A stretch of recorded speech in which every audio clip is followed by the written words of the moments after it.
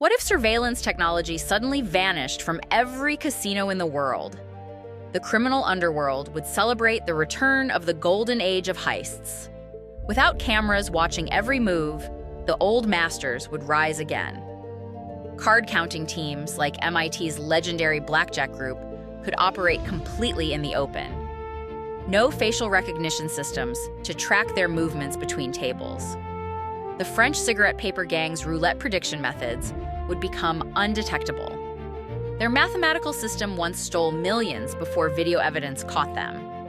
Inside jobs would explode overnight, just like the 2000 French cigarette caper, where dealers helped steal 600,000 pounds. Physical sleight of hand would return with a vengeance. Mechanical slot machine manipulation, perfected in the 50s, would work again. Skimming operations like the Stardust casino theft would drain millions undetected. Casinos would scramble back to 1940s security measures. Floor supervisors with sharp eyes, not computers. The house would lose its greatest advantage, turning gambling halls into criminal playgrounds once more.